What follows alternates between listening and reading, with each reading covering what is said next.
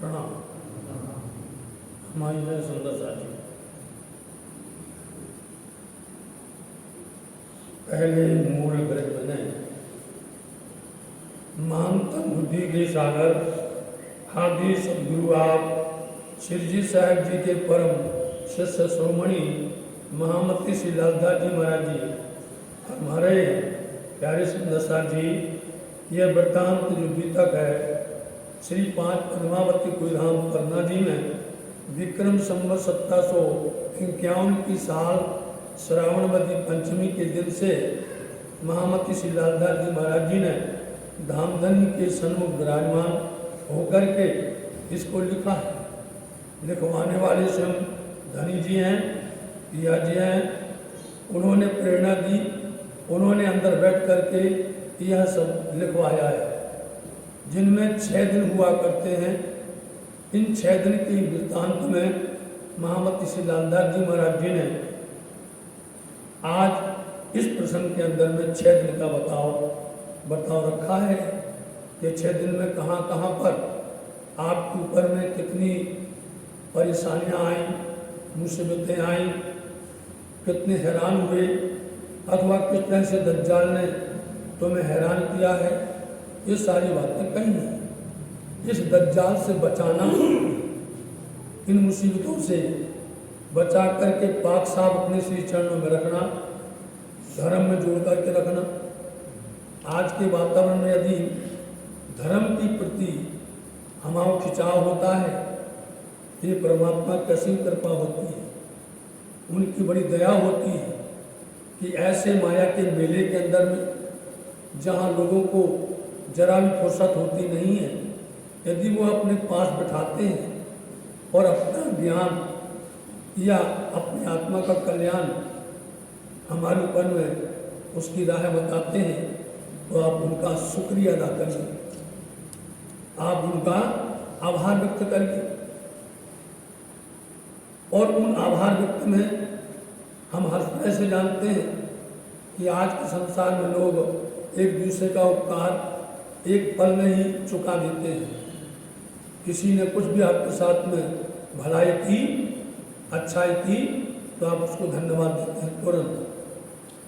और जो परम परमात्मा है, पल पल तुमको तुम्हारी रक्षा करना, तुम्हारी पल पल देख रेख करना, तुम्हारे ऊपर में अपनी कृपा दृष्टि बरसाना, यूँ समझो कि अपनी मेहर के नीचे रखते हैं।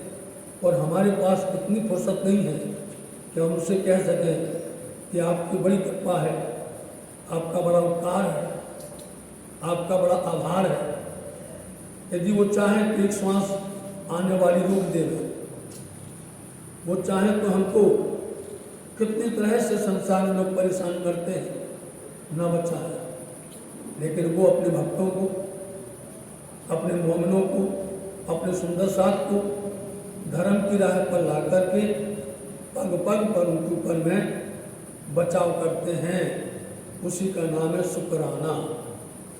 तो जब या प्राणनाथ जी मंदसौर से चलकर उज्जैन होते हुए औरंगाबाद आए, औरंगाबाद में 4 महीने तक उन्होंने धर्म की बातें करी।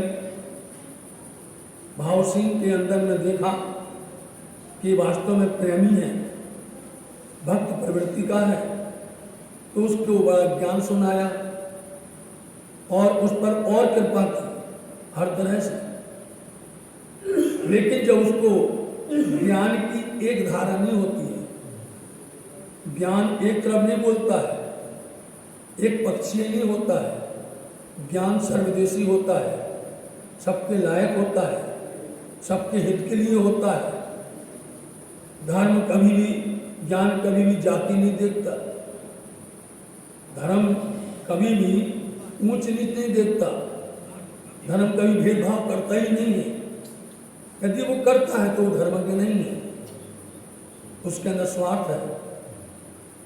इसलिए उसने या प्राणनाथ जी की सेवा तो की, सुंदर साहब को अपने घर में रखा, बड़ी हवेलियां दी रहने के लिए, लेकिन ज्ञान जो मूल ज्ञान था, उस ज्ञान से अपने आप को बचा लिया आपसे कोई कहे धर्म में चलो, और धर्म में क्या क्या करना पड़ता है, माला भी करनी पड़ती है, ध्यान जाप में बैठना पड़ता है, चिंतन करना पड़ता है, अरे मंदिरों में झाड़ू भी लगानी पड़ती है, पोछा भी लगाना पड़ता है, जो सेवाएं होती है वो करनी पड़ती हैं, श्रृंगार का दर्शन करना पड़ता है, अथवा मंदिर के अंदर में जो भी आपको लगे कि ये कमी है और हम कर सकें, उसको बोलते सेवा। तो किसी को लगता है कि हम सेवा में सेवा करना सरल है, सेवा सरल नहीं है, समझे? सेवा नाम लगता है सेवा, सरल नहीं होती सेवा। सेवा के अंदर में आप चाहे राज्य के बर्तन को धो, बताओ, राज्य के वस्त्रों को संभालो, श्रृंगार को संभालो, अथवा संसार को संभालो, ये सब अलग अलग प्रवृत्तियां हैं, जिसमें सबसे उत्तम होता है कि आपके अंदर में ज्ञान अंदर जाना चाहिए। ज्ञान का मतलब होता है प्रकाश। जो हमारे अंदर में अंधकार है, अज्ञानता है, उसको मिटाना है। हमारे अंधकार हो और हम काम सेवा करते हैं, हमारे अंदर में लोभ हो, लालच हो, ममता हो, तृष्णा हो, और हम कहीं सेवा करते हैं, मंदिर करते हैं, नहीं।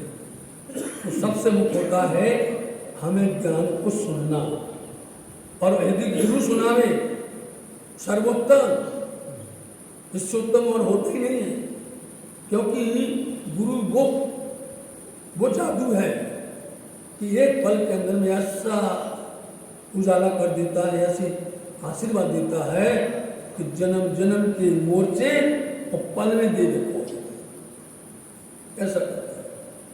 तो उसने जो है ज्ञान सुनना सही नहीं समझा, उसने नाचना अच्छा समझा कि हम धर्म में आए हैं, सत्संग में गए हैं, और चर्चा सुनना नहीं है, हु हा हा करते हुए और नाचना शुरू कर दो।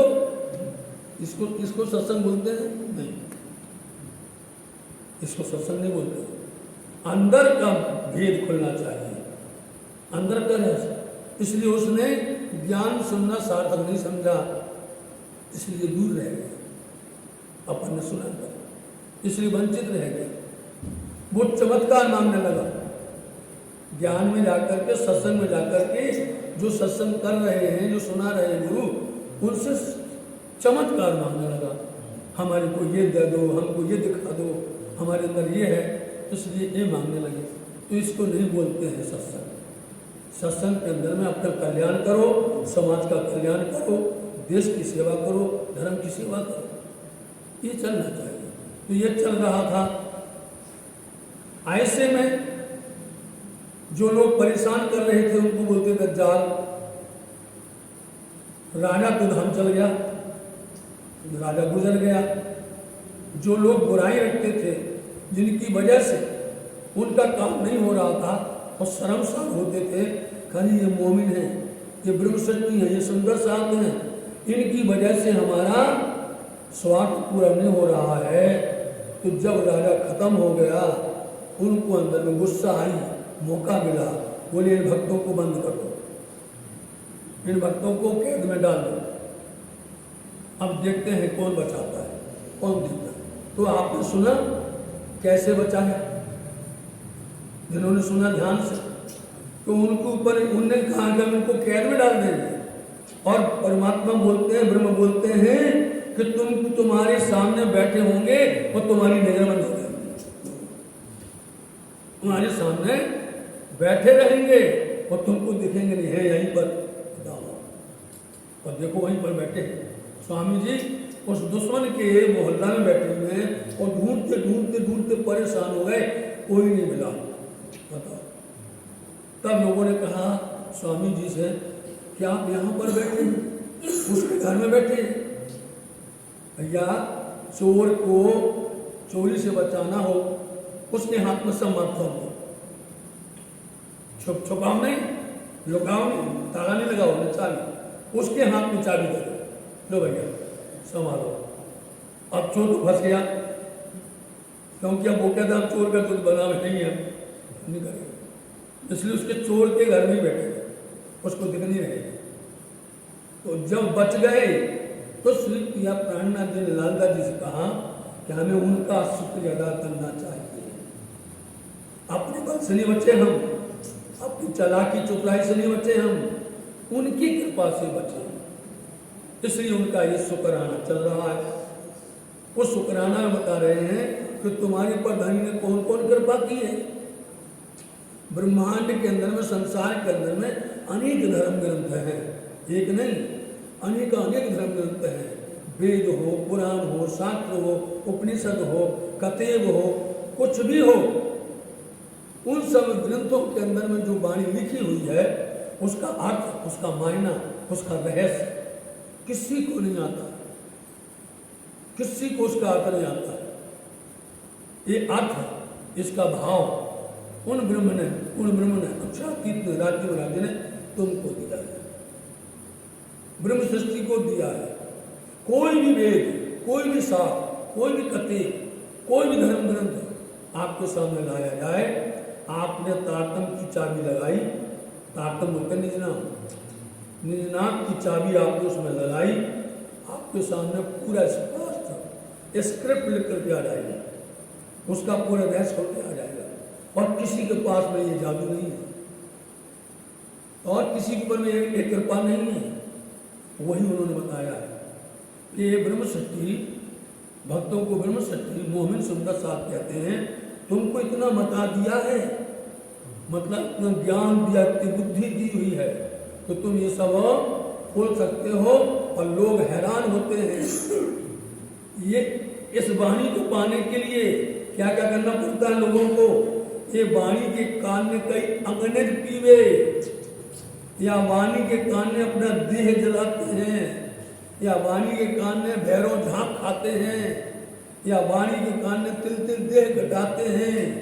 ये वाणी के कान में कितनी परेशानियां, जब तक ध्यान करते हैं, हजारों वर्षों तक बैठे रहते हैं और हाथ कुछ नहीं आता। आज भी देख लो आप, इस ज्ञान के लिए, इस वाणी के लिए भैरव झांक खाते हैं। आप जाइए, गुजरात में जूनागढ़ है, और जूनागढ़ में भैरव है। भैरव बहुत ऊंची चोटी है, पहाड़ है, और सीढ़ियाँ चढ़ करके जाओ, वहाँ एक पत्थर रखा है, शिला बड़ी, उस पर चढ़ करके बैठो, जैसे बैठोगे वो शिला अनबैलेंस हो जाती है। जैसे वहाँ जाओगे, उस पर चढ़ करके बैठोगे, वो पत्थर अनबैलेंस हो जाता है, और एकदम से वो हजारों फुट नीचे खाई में जाकर के चिथड़े चिथड़े हो जाता है, चिथड़े टुकड़े टुकड़े हो जाता है, तिल के बराबर। लोग बोलते हैं हमारा उद्धार हो गया, हमको पुण्य मिल गया। भीड़ लगी रहती थी, अब तो उसको बंद कर दिया गवर्नमेंट ने, क्योंकि जितनी परंपराएं पुरानी थी उनको बंद कर दिया। जैसे सती प्रथा बंद कर दिया गया है।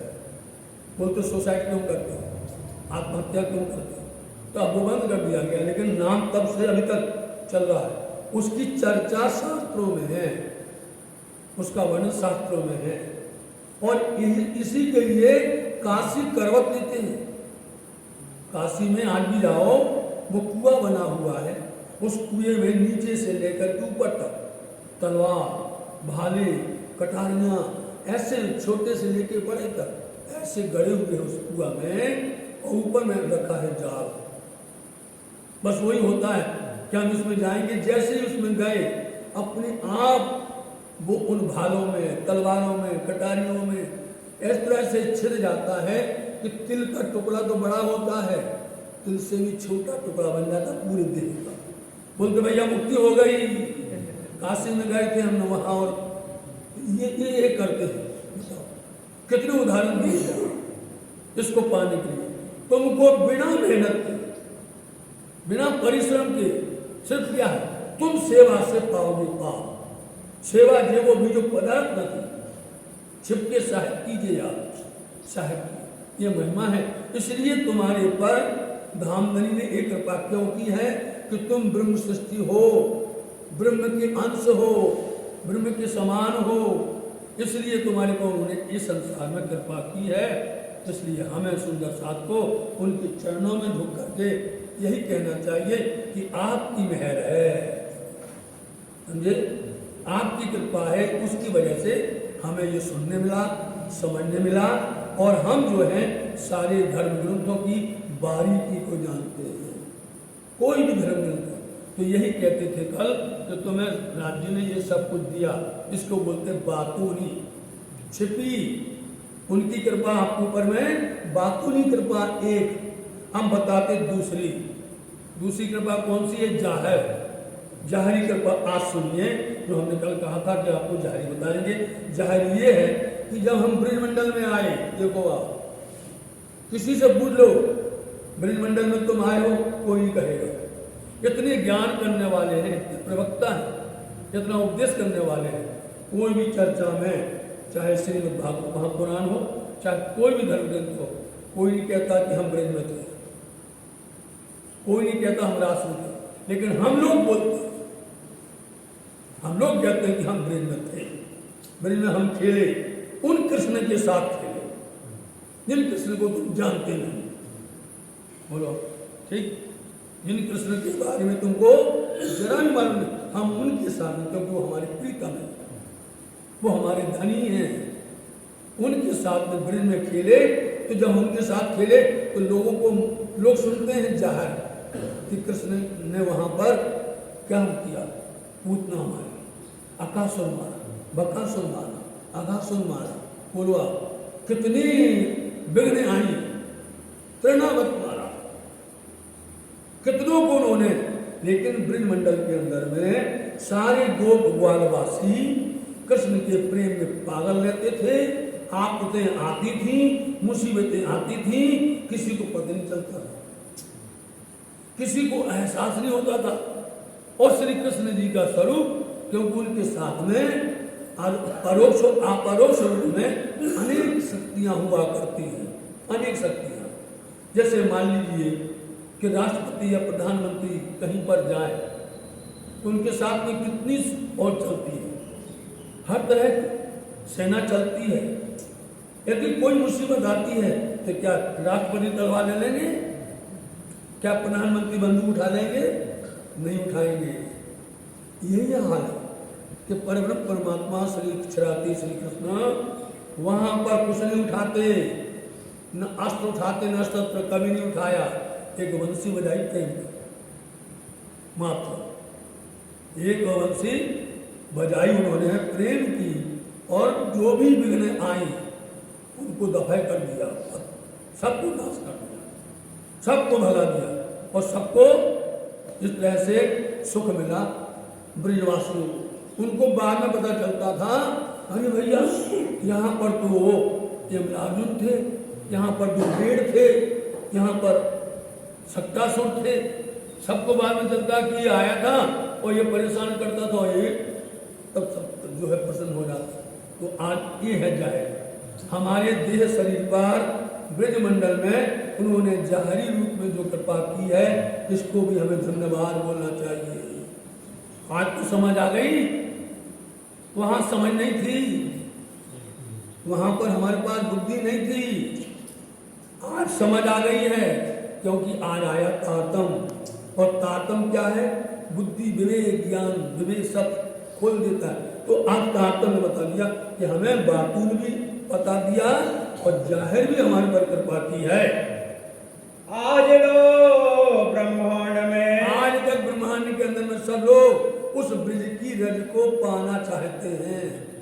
सब बंदे ब्रज रैन, सब बंदे, सब लोग ब्रज की रैनी को वंदना करते हैं कि हमें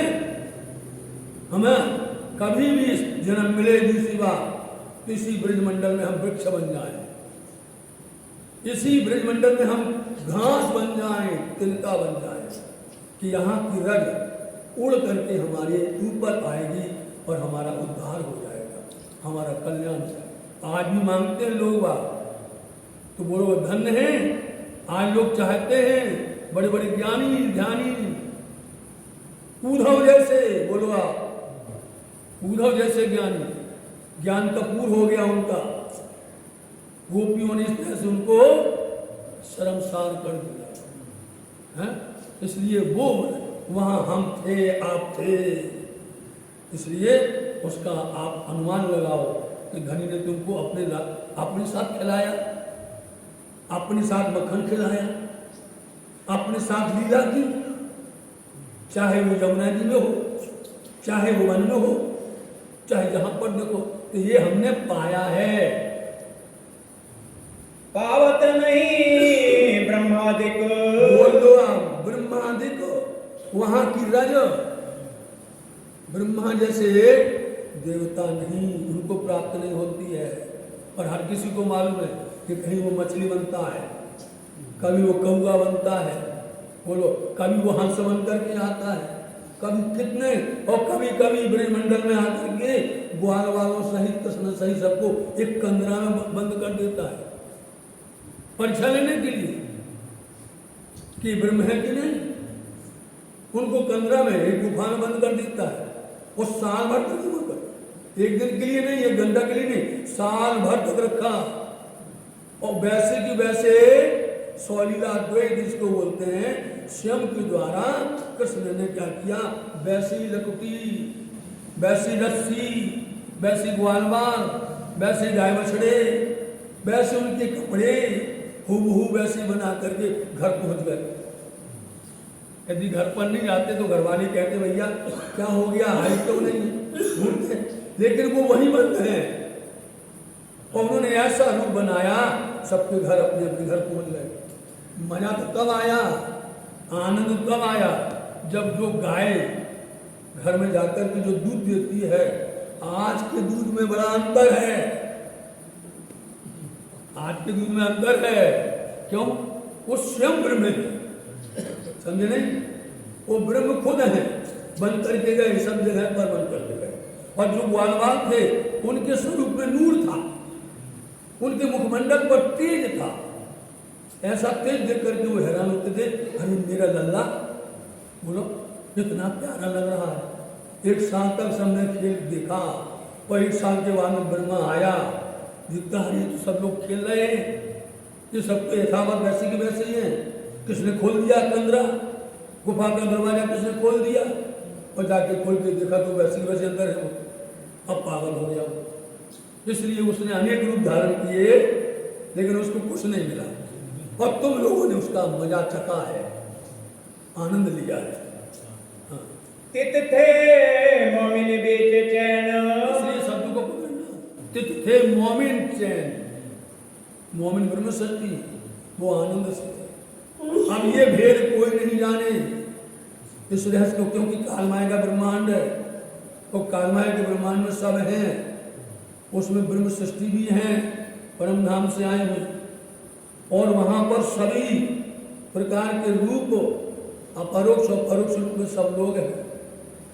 ब्रह्म सृष्टियों को क्या मिलता है? कृष्ण जी का प्यार गोपियों को, और जितने भी ग्वालवाल हैं उनको क्या मिलता है? उनको मिलता है मक्खन, ठीक। और जो साधारण लोग हैं उनको मिलते उनके दर्शन मिलते, इसलिए जो जैसा था उसको वैसा मिलता था। तो हम तो यही कहते हैं सुंदर साथ जी कि आप भी उसमें थे और हम भी थे। जब स्वामी जी बोलते हैं वहां पर हम लोग बड़े सुख चैन से आनंद से अपना सुख पा रहे थे।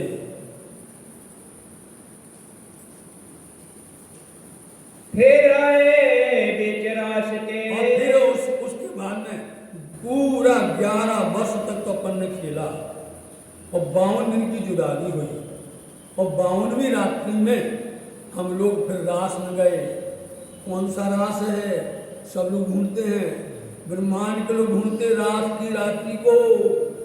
हाँ, कहिया दूसरा दिन, इसका दूसरा दिन नाम है ना ताकत सुनने त्रिगुण, त्रिगुण नहीं सुन सकते हैं इसको, रास को, जो रास का आनंद है ना, इसको त्रिगुण नहीं सुन सकते। ब्रह्मा विष्णु महेश की शक्ति नहीं है सुनने की, ताकत नहीं, हिम्मत नहीं है, क्योंकि वो जो आनंद है, जो रास का आनंद है, वो ब्रह्म सृष्टि और ईश्वर सृष्टि देख सकती है।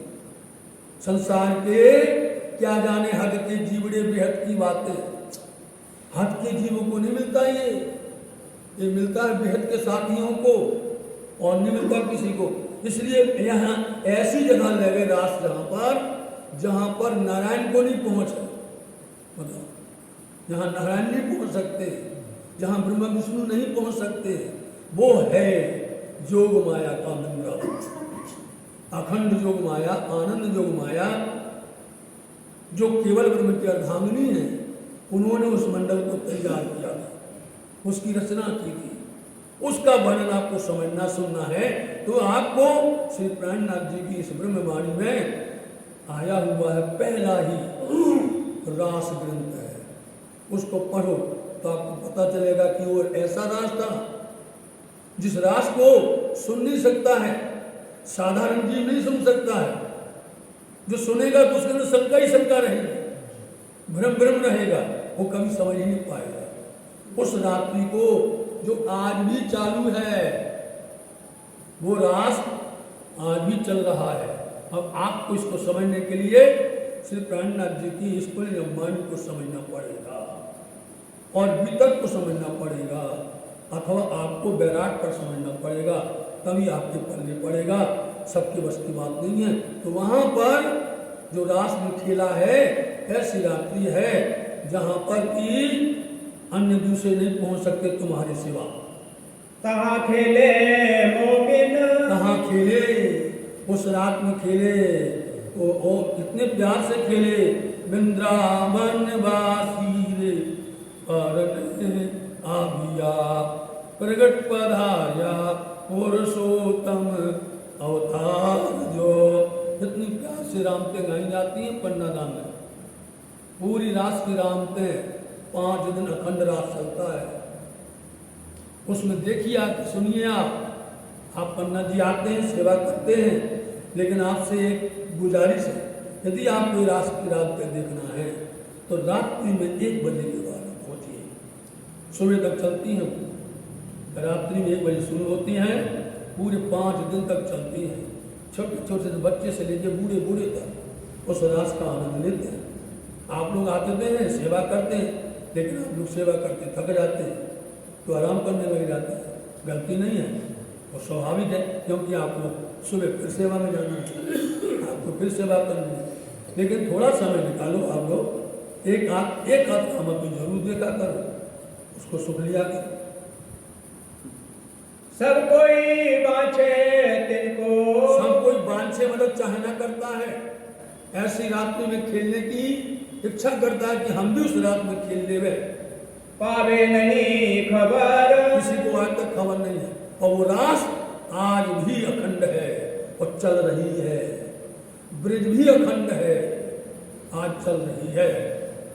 अटकले अखंड की, अब उस अखंड लीला को पाने के लिए बड़े बड़े ज्ञानी लोग अटकल है, अनुमान लगाते हैं। अनुमान लगाते हैं कि हमने देखा है, हम गए थे, खोज किया है, ऐसा था वैसा था, अटकलें बताते हैं। जैसे कि सुखदेव मुनि जी को राजा परीक्षित ने पकड़ लिया, क्योंकि उसने प्रश्न कर दिया।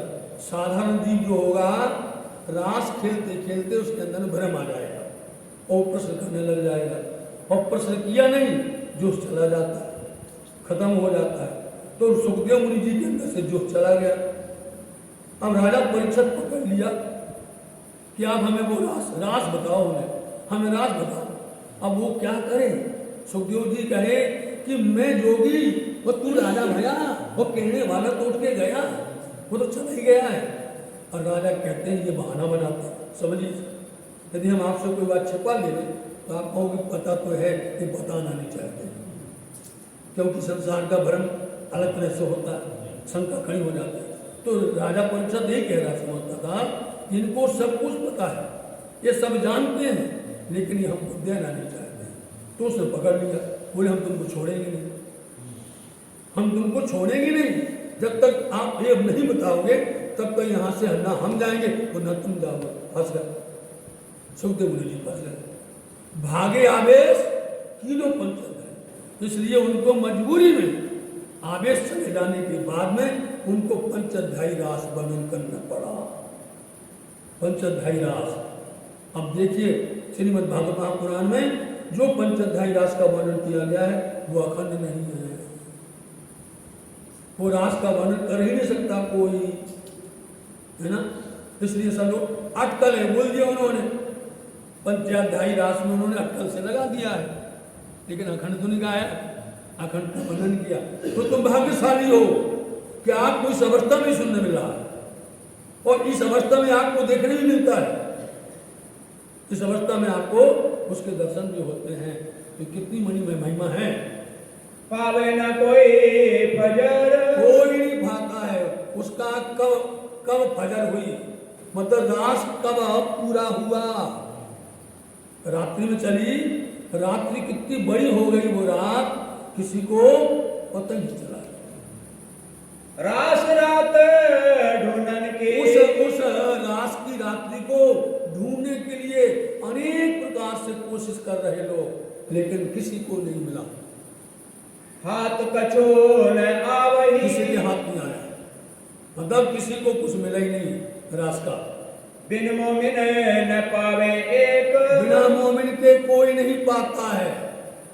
बिना मोमिन ब्रह्म सच्ची के ये रास का आनंद किसी को नहीं मिलता है। रास लीला खेल के, रास लीला खेल के बताते हैं। और अब ये रास की बात हो गई, दो बातें हो गई, पहला हो गया ब्रज का, दूसरा हो गया रास का, तीसरे में आइए हमने कहा था 6 दिन की बात बताएंगे, पूरी 6 दिन की। अब रास लीला खेल करके वही श्याम, वही कृष्ण बरारब में आ गए। आए बरारब श्याम, आए बराबर। अब तुम चाहे उनको मोहम्मद कहो और चाहे मुस्तफा बेग कहो, असलियत हम जानते हैं कि कौन आए। बरारब के अंदर में आए कौन है, कहीं पर भी आ जाए वो ब्रह्म की सत्ता है, पूर्ण ब्रह्म का साम्राज्य है, पूरे ब्रह्मांड के अंदर में सब भूमि उनकी है, कहीं भी जा सकते हैं, किसी भेष में जा सकते हैं, किसी भाषा में जा सकते हैं, किसी रूप में जा सकते हैं, कोई उनको रोकने वाला है क्या है?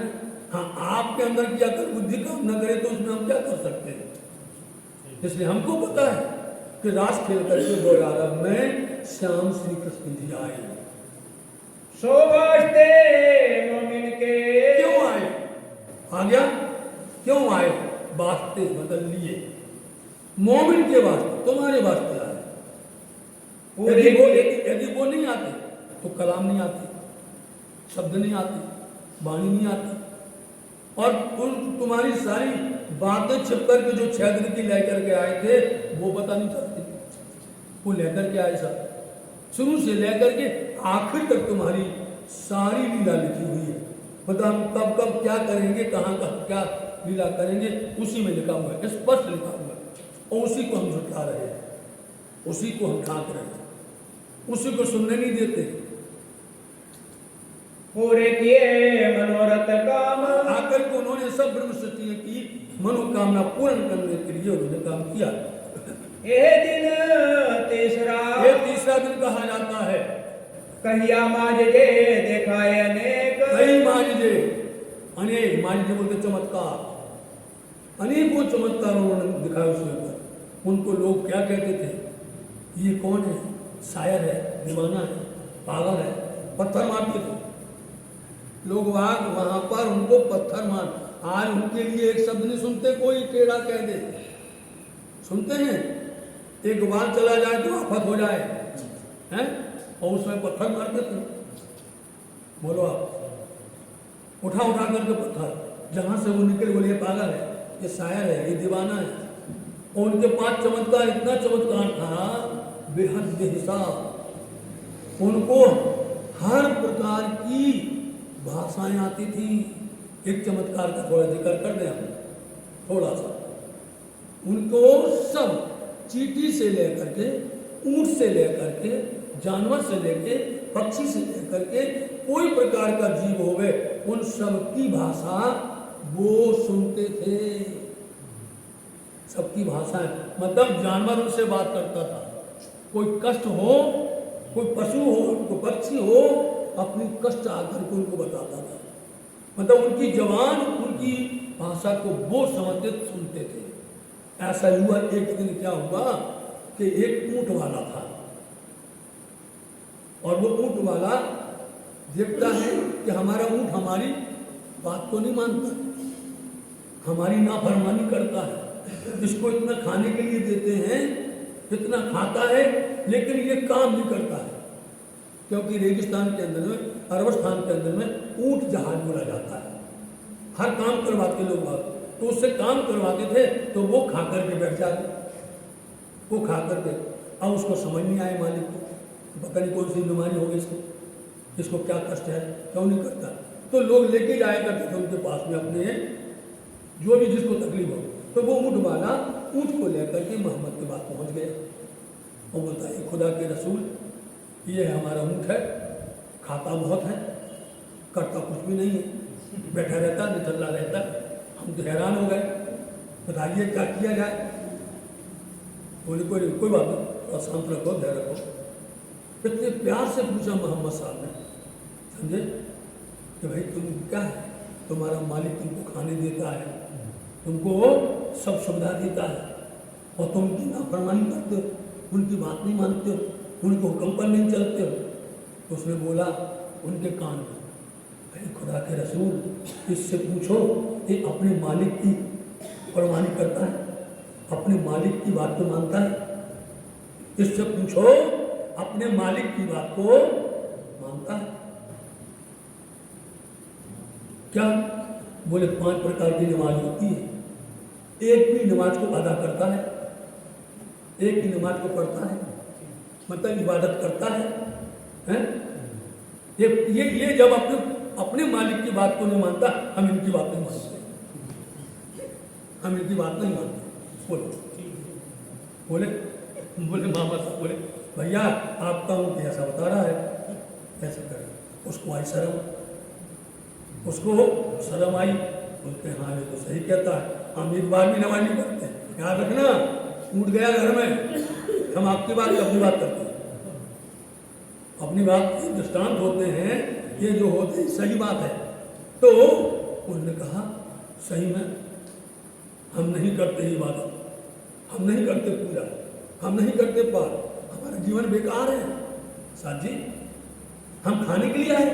बोलो आप, संसार में पेट लेकर के सिर्फ खाने के लिए, हम सिर्फ अपनी अपनी अपनी चिंता करते हैं। हम अच्छे से नहाने के लिए अच्छे से गंधियान, बच्चों अच्छे साबुन, इतर फुलीन, अनेक प्रकार के सुंदर सुंदर वस्त्र और खाने के व्यंजन अनेक प्रकार के आरोपते हैं। बोलो किसको अरवाते हैं? इस देह को, इस चमड़े की देह को, चांद की देह को, इसको तो खिला रहे हैं, लेकिन जिस पर ये देह कायम है, अंदर जो बैठी हुई आत्म जी बैठा है, उसके लिए 5 मिनट नहीं है, उसके लिए 15 मिनट नहीं है, उसको हम कुछ नहीं करते हैं, जबकि वही हमारा असली कार्य करता है। समझे? तो मोहम्मद साहब ने जब उससे कहा तो उसने तुरंत स्वीकार किया और कान पकड़े, हजूर गुस्ताखी माफ करें, गलती माफ करें। कल से उसने सुबह से प्रार्थना करना शुरू किया, पहले से इबादत नमाज पढ़ना शुरू किया, ऊंट पहले खड़ा हो गया। हजूर बताओ क्या काम करना है? ऐसा हो एक चमत्कार। अरे कई लोगों को इतना विश्वास था कि अपनी संपत्ति, अपना खजाना जिस थैली में समझे लपेट करके देके जाते थे, यदि वो कई वर्षों बाद आवे तो उसकी थैली वैसे की वैसे उसको उतार इतना, इसलिए उनको खुदा का रसूल बोला जाता है। कभी भी गलत नहीं करते थे, ना गलत करने देते थे, समझे? तो ऐसे कई चमत्कार उन्होंने किए। एक थोड़ा सा आपको हमने उसका नजरा भी आएगा। 11 से बरस आगे कहिया, आज से नहीं, जब वितक लिखी जा रही है उसके 1100 वर्ष पहले मोहम्मद साहब ने आकर के एक कायम किया था और किताब कुरान लेके आए थे। कोई अरत न पावे हर पे, बोलो, उनको ही बोल दिया। उसमें जो लिखा हुआ है पहले अध्याय से लेकर के 30 अध्याय तक, अलिफ नाम से लेकर के कुल जो बेरबिनाश तक जो कुछ लिखा हुआ है उसका अंदर का मायना कोई नहीं जानता है। अंदर का रहस्य आप पढ़ लीजिए, आप पूरा पढ़ लो शुरू से लेकर आखिर तक, लेकिन उसका मायना क्या है, उसका गूढ़ ज्ञान क्या है, किसी के पास में नहीं। यदि ये गूढ़ ज्ञान जानते तो ये लोग जो आज बोलते ना कि हम क्या कर रहे हैं, जिहाद कर रहे हैं, समझे? हम जिहाद कर रहे हैं, ये पागल हैं, झूठे हैं, फरेबी हैं, जिहाद करना है, मर सब कोई जात है, चाहिए मोमिनो मौत फर्क, जीवते ना मरेंगे मोमिन तो क्या मरेंगे मुनाफिक। बोले श्री प्राणनाथ प्यारे की। तुम दूसरों को मार करके उधर जिहाद करते हैं, अपने मारो, अपने मारो। किसको मारो? गुण अंग इंद्रियों को मारो, अंदर शैतान बैठा हुआ उसको मारो, उससे नफरत करो। तुम मानव को मारते हो, इंसान को मारते हो, बोलते हमें नफा हो रहा है, हमें इसका लाभ मिलता है, ये झूठ है। अंदर का मायना पढ़ो तुम। बेशक उसमें लिखा है कि जिहाद करो, लेकिन जिहाद कैसी करनी है, जिहाद किसको बोलते हैं, वो मायना नहीं जानते तुम, उसका तो तुम नहीं जानते। और आज यदि इस वाणी को संसार में पेश किया जाए, संसार में इसको रखा जाए, तो पूरे जितनी भी नफरतें हैं, जितने भी ईर्षा द्वेष है और जितने भी फसाद हैं, सारी बंद हो जाएंगे। लेकिन वह सब हम सबको मिलकर इसको करना चाहिए, रोकना नहीं चाहिए, ढांकना नहीं चाहिए, उजागर करना चाहिए। दिन चौथे मिने। और फिर जब चौथा दिन आया, क्योंकि 6 दिन की बात है, जब छठवां दिन चौथा दिन आया तो वो आए रूह अल्लाह श्यामा जी, धनी सिद्धोचन जी महाराज जी। धरा रसूले कदम। शब्द देखिए, वही रसूल आए थे श्याम बनकर आए थे नहीं, वही रसूल वही मोहम्मद क्या बन गए, रूह अल्लाह श्यामा जी महाराज का रूप लेकर के प्रकट हो गए। 3 पाँव सूजना किया। 3 पाँव सूजना किया। उनके समय काल में, धनी सिद्धोचन जी श्यामा जी के समय काल में, किसी ने भी ज्ञान को महत्वता ना दे करके वो सब सो गए। इसको उन्होंने 3 पाँव सूजना किया। जिसने धर्म पर पूर्ण तरह से जागरूक नहीं हुए, जागे न कोई आत्म। कोई आत्म नहीं जगी थी। एक सिंद्रावती जी को दूसरे जामा में आकर के लेकर के आए। ये हकीकत रूह अल्लाह की। ये हकीकत है रूह अल्लाह धनी देवचंद जी महाराज जी की चौथे दिन की। 100 बरस रखे छिपाए। 100 वर्ष तक छिपा के रखी। धनी देवचंद जी कब आए? विक्रम संवत 1638 के साल में। और 100 साल जोड़ दीजिए उसमें, कितने हो जाएंगे? 1738। लेकिन कुरान की गिनती है ये, चांद की गिनती है। हिंदुओं की गिनती सूरज से होती है। हिंदुओं की तिथि ज्ञान जो चलता है, उदय तिथि बोलते हैं उसको। जब से सूरज प्रकट होता है, प्रकट होता मतलब उदय होता है, तब से हिंदुओं की तिथि प्रारंभ होती है। और मुसलमानों की तिथि 5-7 देशों की जो गिनती है, उनकी होती है चांद से, समझे? इसलिए उसमें 100 साल में 3 साल का अंतर पड़ जाता है। ये पूरा हिसाब से बताते, दिखा के सुंदर 100 साल में 3 साल का फर्क पड़ जाता है। इसलिए 1738 में से 3 घटा दीजिए, 1735, समझे? 1735 में आप हरिद्वार को मिट्टी मेले में मिल गए। यहाँ पर धनी देवचंद जी बुद्ध और तारतम मिल गए। आकर के धरा कदम दूसरा जामा, कदम रखना कि वही रूह अल्लाह धनी देवचंद जी ने दूसरा जामा धारण किया। दई रूहों को पहुंचाए। और इसलिए इन्होंने रूहों को, ब्रह्म शक्तियों को पूर्ण तरह से परिपक्व किया, साना ज्ञाना किया, चतुर प्रवीण किया, होशियार किया, ज्ञानवान किया, और इन मोमिनों को धर्म के लिए जगह जगह पहुंचाया, प्रचार के लिए। यह दिन 5वां। इसको बोलते 5वां दिन। 6 दिन हुआ करते हैं, 6 दिन होते हैं। आप 5वें दिन की बात सुन रहे हैं। ये 5वां दिन है महामती श्री प्राणनाथ जी का। इमाम की इमामत। इमाम की इमामत कैसे बोलते हैं? डॉक्टर की डॉक्टरी कैसी होती है, या मास्टर की मास्टरी कैसी होती है?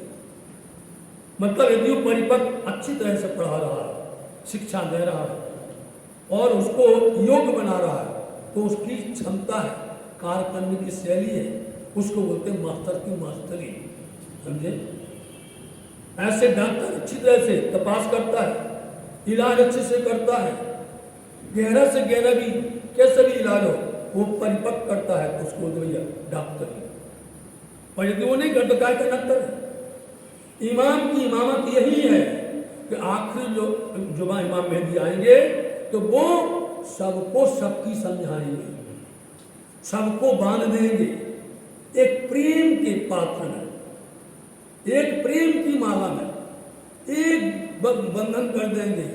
इनकी है ये साहेबी, इनकी साहेबी यही है कि जितने भी बिखरे थे, बोलो आप लालदास जी कौन सी जाति के थे, मुकुंदास कौन जाति के थे, विचार कर लो आप। क्षमाई भाई कौन सी जाति के थे, स्वामी भाई, सबको देख लो। 5000 सुंदर साथ को लेकर के आए हुए सुंदर, उनके अंदर में वो था नहीं, स्वयं ब्रह्म थे। 5000 को निकाल के लाओ घर से, भैया चलो धर्म प्रचार करेंगे, हाथ जोड़ लेंगे, भैया जाओ। अभी कहाँ जाओ, समझे? अभी हम खाएंगे पिएंगे मौज करेंगे, हम दुनिया का सुख भोगेंगे। तुम बोलते भजन में जाओ, भक्ति में जाओ, प्रचार में जाओ, मना कर देते बोलो। लेकिन उन्होंने ऐसी जादू चलाई कि जिसके पास में गए वो कैसा हो गया, एकदम पागल हो गया, दीवाना। एक पल में सारी माया छोड़ दी, सारा कुटुंब परिवार छोड़ दिया। अरबपति थे, अरबपति, सबने अपने धन को छोड़ दिया, इतने बड़े बड़े व्यापार थे, छोड़ करके चल दिए। ये है इमाम, समझे? जो माया को छुड़वा देवे और माया को तिलांजलि दे करके और अपने श्री शरण में ले करके उसको दुनिया के अंदर में ब्रह्म के समान बना देवे, ब्रह्म के समान बना देवे, वो है इमाम, वो है बुद्ध निष्कलंक साथी। सो दरवाजा जाहिर किया, तो उन्होंने आकर के दूसरे जामा बैठ करके परम धाम का, रंग महल का, 25 पक्ष का, हद और बेहद का सारे दरवाजे खोल दिए। जाओ, तुमको छूट है, तुम जाओ, तुम जिसको चाहो उसको भी ये दे सकते हो लाभ। ये है इमाम की इमामत। फरदा रोज कयामत, फरदा बोलते कल, अरबी भाषा है, अपन बोलते कल, फरदा फरदे का मतलब कल। कल के दिन जब ये आत्म जागृति होगी, अंदर में हमें समझ में आएगी, यही है जो कि साक्षात परमात्मा खुद आएंगे और वो बोलेंगे। ए चिन्हो सूरत रसूल की, ए साथ जी अब चिन्हो, पहचानो। 3 सूरतें मोहम्मद साहब की, रसूल साहब की या श्यामा जी की। वास्ते काम किए मोमिन, और कोई काम नहीं किया उन्होंने, क्यों आए? मोमिनों के वास्ते आए। उन्होंने कहा था कल के दिन हम आएंगे और आकर के तुम्हारा ही काम करेंगे, अपना काम नहीं करेंगे, तुम्हारा काम करेंगे। तो तुम्हारे काम के लिए आए हैं। कई लोगों दिखाए माजे, कई लोगों ने दिखाए माजे। अब आइए सदगुरु देवचंद जी महाराज जी का आपने सुना था अभी तक में, पहली नंबर में जब चुगल ने बताया कि वो बैठे हैं अटारी पर और वहां दीपक जल रहा है और ये लोग जब तालियां बजाते हैं और रो है, यहाँ पर ऐसा होता है क्योंकि उनको निंदा करनी थी, निंदा कर दी और दिखा के चला गया। अब दोनों पागल हुए रात भर, उस दीपक के पीछे रात भर घूमते रहे, एक कुआ के चक्कर लगाता रहा, और एक 12 कोस जाकर के निकला। सुबह हो गई, 4 पोहर चला वो, पूरी रात में 4 पोहर, 6 से सुबह 6 तक चलते रहे और कुआ के ऊपर कमाई लगाता रहा। ये चमत्कार नहीं तो क्या है, ये माजिजा नहीं तो क्या है, ये माजिजा नहीं, इसी बोलते माजिजा ये नहीं है। अरे किसी को कंचन की कसेड़ी कर रहे हैं, आदि का लीला बता रहे हैं किसी को। अब कोई भी समझेगा भैया चर्चा में वहां जाने पर सोने की कसेड़ी मिलती है, हर कौन नहीं आएगा, भीड़ लग जाएगी भैया, हमको ही मिल जाएगी, हमको ही मिल जाएगी, भीड़ हो गई। चमत्कार, क्योंकि किसी को जमा करने के लिए डमरू बजाने पड़ता है, समझे नहीं? ये चमत्कार कई माटी दिखाई, एक अनेकों दिखाई देवचंद जी महाराज ने। कहाँ तक दृष्टान दे रहे हैं? तो हे न पति जे मन, तब भी लोगों के अंदर विश्वास नहीं आया, पति न मतलब विश्वास नहीं, तब भी लोगों को यकीन नहीं आया कि ऐसे स्वरूप ऐसा हो सकता है कि कंचन की कसीट बट जाए। ऐसा हो सकता है कि जमुना जल अलाखल दिखा दे में? बोलो, जमुना जल अलाखल पूरा देख, चित्र लिखे, मंदिर लिखे, आज भी लिखे हैं। आज भी चलिए से 5 नौतनपुरी धाम जामनगर, सदगुरु देवचंद जी महाराज जी का जो घर है उसको राज मंदिर बोलते हैं, आज भी है। और आप चल करके देखिए, वहां पर जब उनको दर्शन होते थे तो बराबर से वो लिखते थे दीवार पर, जमुना जी। लोगों को एकांत में न जाकर जमुना जी का दर्शन करवाते थे। अब छठा दिन जुम्मे का, अब ये छठा दिन आया, ये छठवां दिन है, जुम्मा बोलते जमा का, जमा होने का। उनको बोले जुम्मे का, बोले शुक्रवार का दिन, ठीक है। जुम्मा मतलब जमा होना। तहाँ मोमिन जमा हुए, मोमिन जमा हो गए, अब मोमिन इकट्ठे हो गए। मोमिन आए जुदे जुदे, जुदे भेष, जुदे रवेश, अलग अलग भेषा में आए, अलग भाषा में आए, अलग मुल्कों में आए, अलग जातियों में आए, हर वर्ण के अंदर में आए। इसलिए उनको ढूंढने करके और उनको जमा करना, सबको इकट्ठा कर रहे हैं स्वामी जी। ये सब होत तिन वास्ते, ये क्यों हो रहा, किसके वास्ते हो रहा है? सुकन जबराइले कहे, इसलिए जबराइल जोश ने आकर के वो बाणी लाया, बाणी लाया, ये बाणी है, जबराइल लाया है, ये बाणी स्वरूप साहब जबराइल लाया। उन सुकनों को पढ़ो, पढ़ो मेरे कलाम को, भागे तुम्हारी साथ। जब पढ़ोगे तो शंका दूर होगी, और नहीं पढ़ोगे तो शंका गहरी हो जाएगी। इसलिए तुम्हारे वास्ते लाए हैं। ए माजिदे मोमिन देखही, इन मानिजों को, इन चमत्कारों को मोमिनों ने अपनी नजर से देखा है, दिखाया है स्वामी जी ने। सब 5 दिन के, 5 दिन के चमत्कार दिखाए हैं। अभी तो देखना, और चमत्कार जब पन्ना पहुंचेंगे तो और फिर से शुक्राना गाएंगे, तभी बताएंगे वहां पर चल करके। ऐसा कौन कर सकता है कि विष की नदी अमृत की नहीं सुख सवन पहुंचाए, भजन कीर्तन हो तो रात दिन स्वर्ग मुक्त फल पाए। कि ऐसी विष से भरी हुई नदी को उन्होंने किस तरह से पावन कर दिया, पवित्र कर दिया। होए वारस बेटे बाप के, से जो पिता है, बाप है, उसका वारसाना हक किसको मिलता है? उनके पुत्र को मिलता है, बेटा को मिलता है। इसी तरह से हम सब राज्य के अंग हैं, अंश हैं, समझे? इसलिए उनका जितना भी ज्ञान, उनकी जितनी भी धरोहर है, जितनी भी संपत्ति है, चाहे परमधाम से लेकर के यहाँ तक, वो सब ब्रह्म सृष्टि की है। मोमनों के माल का दावा किया श्रवण, माल तो मोमनों का है, दावा लेके सब बैठे हुए हैं। बोले श्री प्राणनाथ प्यारे की सब मता आया इन पे, सब मता, सब संपत्ति, सब धन, सब ज्ञान इन मोमनों के पास में आ गया। ये ज्ञान जो भी है, सारी संपत्ति परमात्मा की मोमनों को उन्होंने बख्शिश कर दी। सो जाहिर करत है, सो आज जाहिर कर रहे हैं, करने को पहचान, क्योंकि उनको पहचान हो जाएगी कि आखिर के समय में, क़यामत के समय पर ये घटना घटेगी। पहले मोमिन ईमान लाए, सबसे पहले मोमिन ईमान लाते हैं। चर्चा जब चलती है, वार्ता होती है, सत्संग होता है, सबसे पहले कौन आता है? वही आती है ब्रह्म सृष्टि, समझे? और सबसे पहले कौन भगता है? उसका नाम है जीव सृष्टि, समझे? जो पहले आता है, व्यवस्था बनाता है, उसका वर्णन 8 अध्याय में आता है। तो सबसे पहले जो आएगा ईमान लेकर के, वही ब्रह्म सृष्टि होगी। पीछे सब खलक सुने का, पीछे तो सब लोग सुनेंगे, जाहिरी कान से, आत्म के ज्ञान से सुनने वाली ब्रह्म सृष्टि है। मोहम्मद के माजजे, इसलिए मोहम्मद साहब के माजिदे चमत्कार भी ब्रह्म सृष्टि समझती है। सो जाने इस्लाम, वही जानता है इस्लाम को, धर्म को। जो मोहम्मद के माजिदे को जान जाता है, वही धर्म की पूरी बात को पहचान जाता है। बातों ने मोमिन जानी, बातों ने गूढ़ अंदर के रहस्य छिपे हुए ब्रह्म सृष्टि मोमिन ही जानती हैं। और जाहिर खलक आम, और जाहिरी बातों पर की बातों को कौन जानता है? जाहिरी में बातों में बहुत अंतर होता है। उन्होंने कहा भैया कि हमें नमाज पढ़ना है।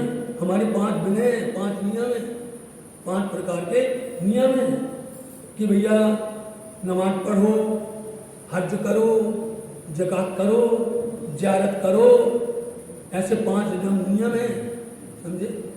तीर्थ हज बोलते तीर्थ करो, तो कहाँ तीर्थ करना है? यहाँ जा करके बोले हम यहाँ गए तीर्थ हो गया, हमारा हज हो गया, ये हज नहीं है।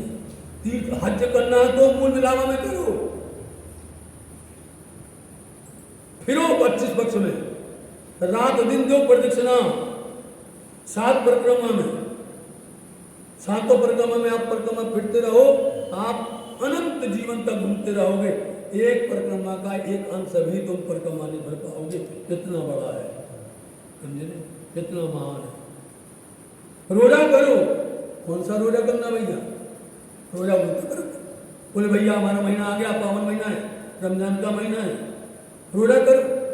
रोजा तो करना 1 महीना करना, 30 दिन करना है, लेकिन सुबह साला करना, हजरात उठो उठो, सहरी करो, 3 बजे से उठो खाओ।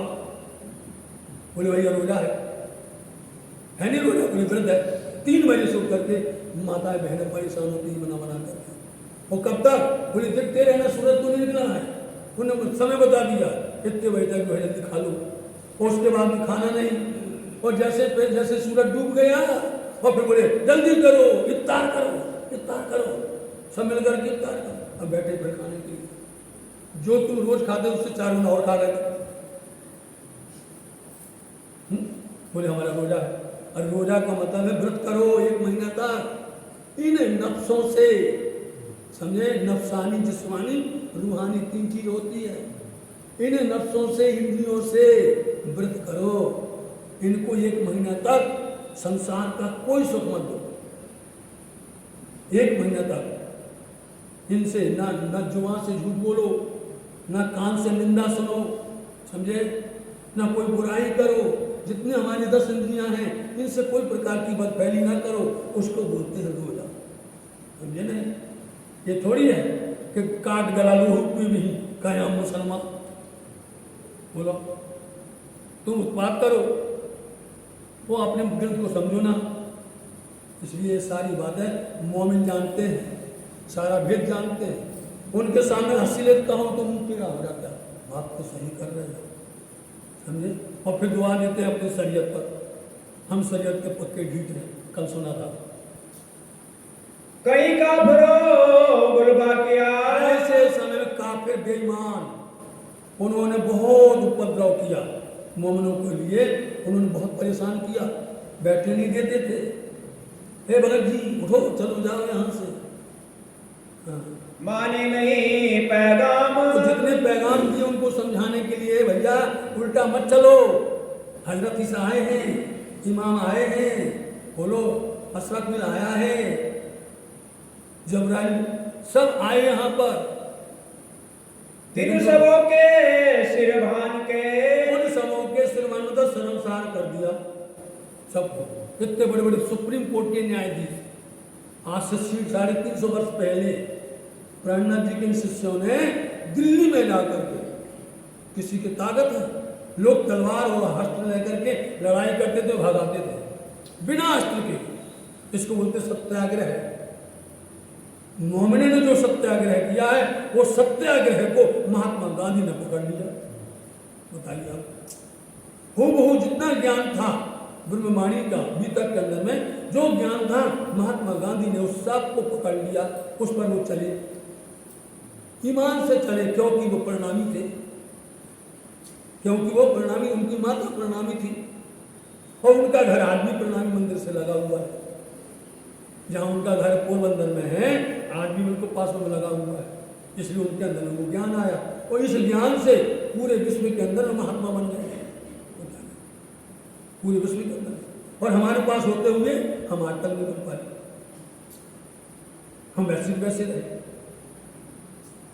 लाया जाहिर इस्लाम, इसलिए इस्लाम को जहर मानने लगे लोग। जो मिला जिन बात सो, जिस तरह से जो भी जैसे मिले, प्रचार कर रहे थे स्वामी जी, तो जो जिस तरह से मिला उसको उसी तरह से पेश किया, या उसके सामने वैसा बर्ताव किया।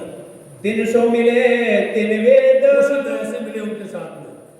अंदर मेहर जाहिर कहर, मोमिनों के अंदर मेहर रहती है और हमेश, और जाहिरी लोगों के ऊपर कहर बरसाते हैं। ए भाई मोहम्मद की सिद्ध, ये मोहम्मद की सिद्धता है, नबी की नबूवत। उसी का नाम जो हमने आपको पहले बता दिया, मास्टर की मास्टरी या डॉक्टर की डॉक्टरी, ऐसे नबी का कहा जाता है जो पैगंबर की पैगंबरी है। बैठे जानी नाकिन, क्या बैठे बैठे मिल जाएगा? क्या बैठे बैठे ज्ञान आ जाएगा? बैठे बैठे समझ आ जाएगी? सब लोग बैठे हैं और अब बोलते हैं कि हम तो मुसलमान हैं, हम तो पंडित हैं, हम ब्राह्मण हैं, हमारा धर्म है कि हम वेद को हम ही बोलेंगे, दूसरा कोई बोलेगा नहीं, और जानते कुछ भी नहीं है, खाक बराबर समझते नहीं है, समझे? तो बैठे नहीं मिलता किसी को कि आप भरा मुंह में पड़ा, बोलते नहीं आ जाओ, ऐसे मिल जाएगा? आपको मेहनत करनी पड़ेगी, आपको परिश्रम करना पड़ेगा, आपको कुछ न कुछ तो करना पड़ेगा, तभी मिलेगा। इसलिए बैठे बैठे नहीं मिलेगा तुमको, क्या धर्म का रहस्य मिल जावे, धर्म की बातें मिल जावे।